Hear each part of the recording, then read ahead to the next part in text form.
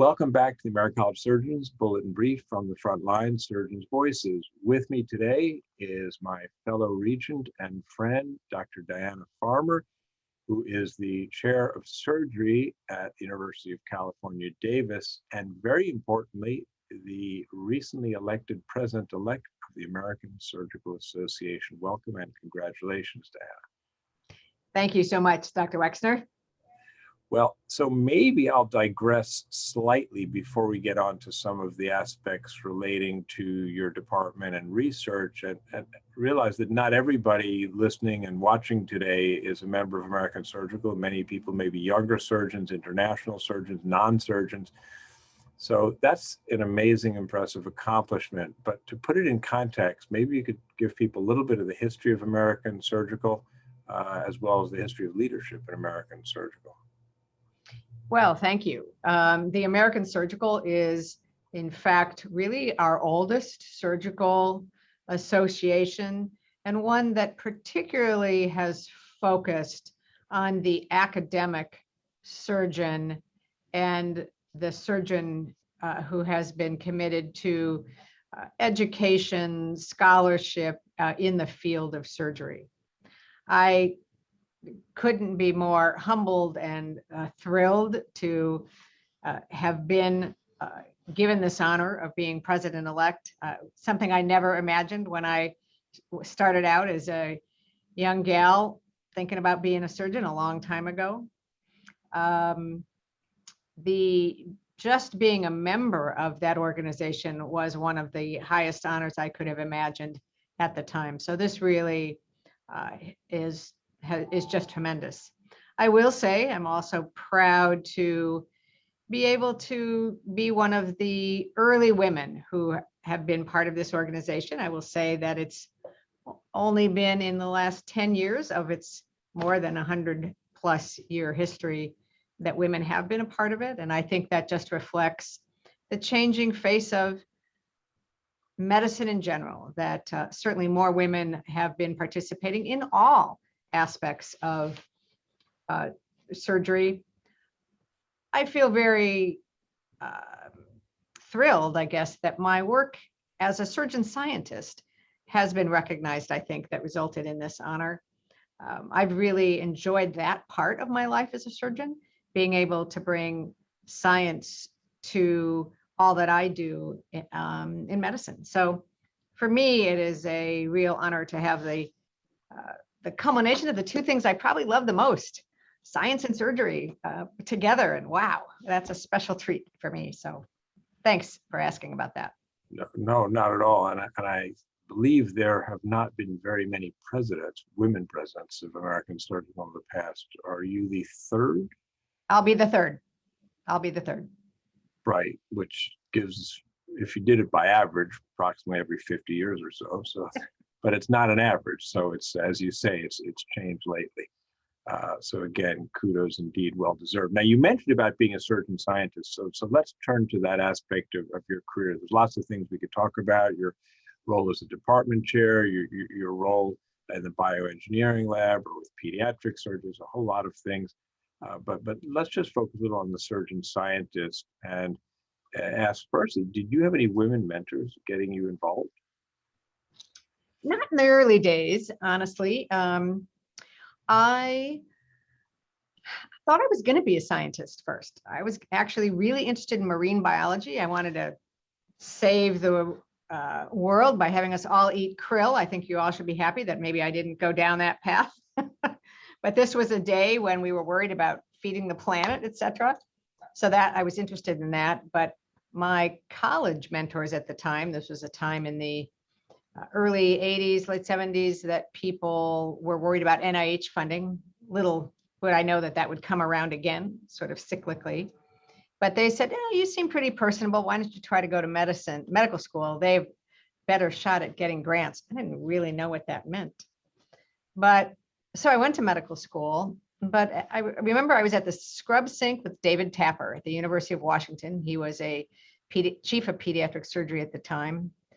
And he encouraged me to keep my interest in science alive and suggested that if I was interested in doing pediatric surgery, that I should spend some time in a lab in my residency years. And at that time, this was pretty unusual, both for surgeons, really, and certainly for women surgeons. In fact, I think I was the second woman to graduate from the University of Washington's surgery residency.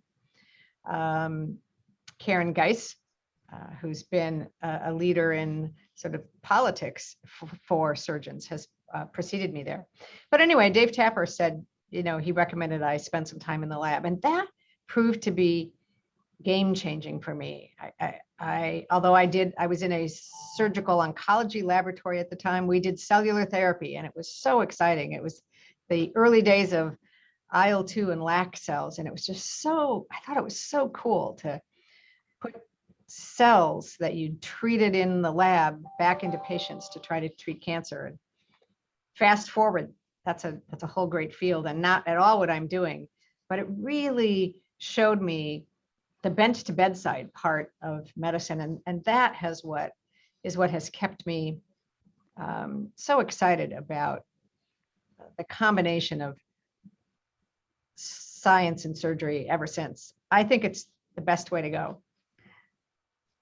Well, that's great. I mean, your enthusiasm is clearly infectious. And I was going to ask you about your research. You sort of touched on it.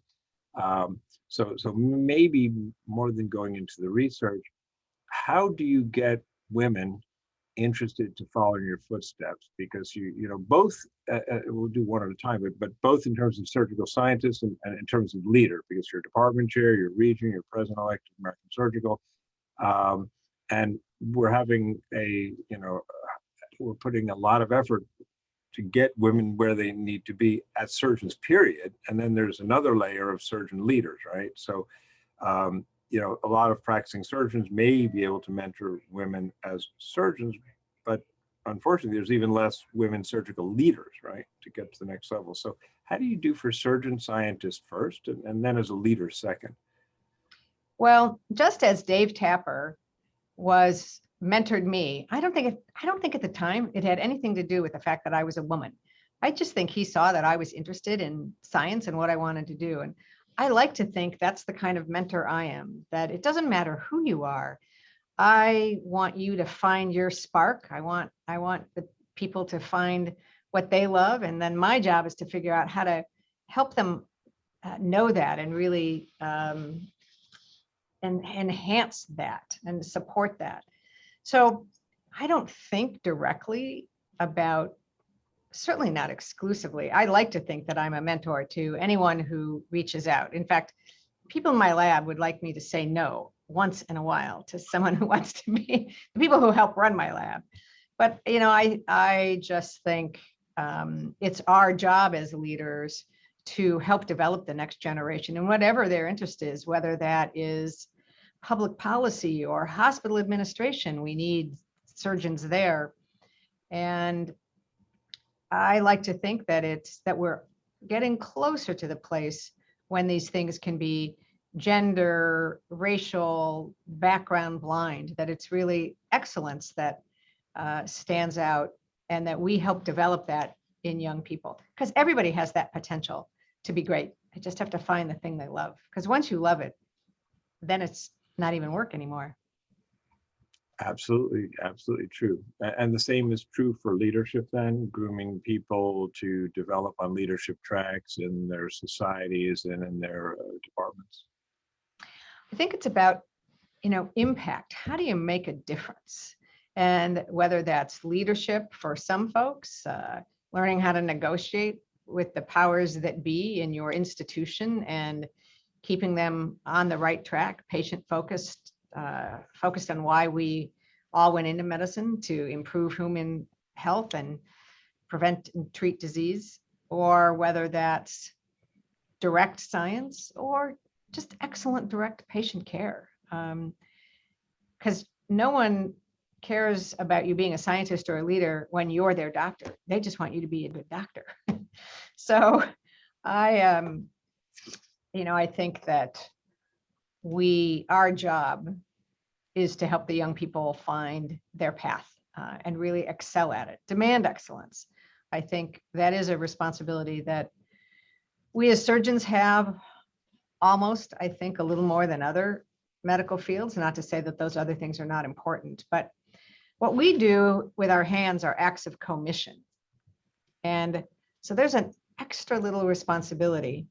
And when patients give themselves over to us for an operation, they completely lose control. There are very few times in your life where you are not in control of your life, but surgery demands that. And so it is a very sort of sacred trust. And I think that is why it's important for all of us to demand excellence in what we do, and in addition to having fun along the way.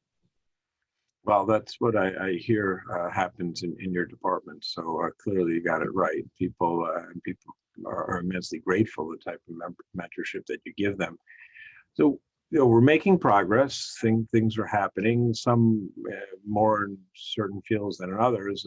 Speaking with Doug Wood, speaking of University of Washington in thoracic surgery, the progress has been slower than in other areas. How about in pediatric surgery? Well, pediatric surgery was also I'd say, relatively slow to be embraced by women and embrace women, but that has quickly changed, I would say.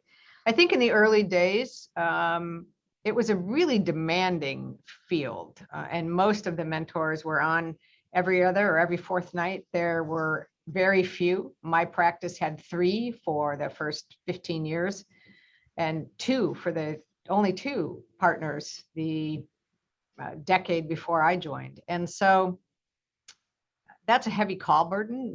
There just were not very many pediatric surgeons.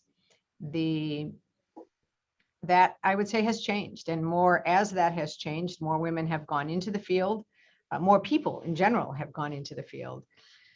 But so I'd say pediatric surgery has been welcoming of both people of color, women, diversity in all of its aspects.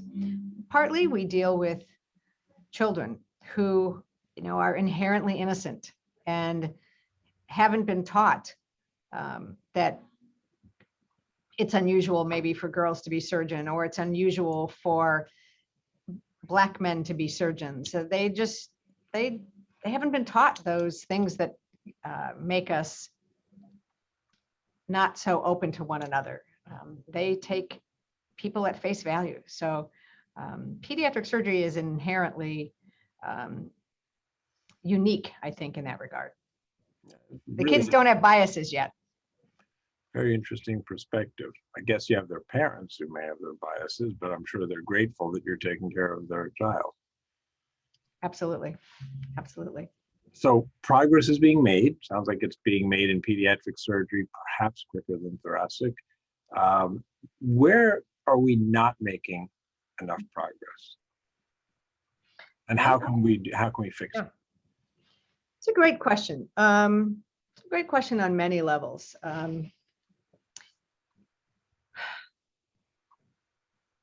I think we still have a perception that surgery is lifestyle adverse.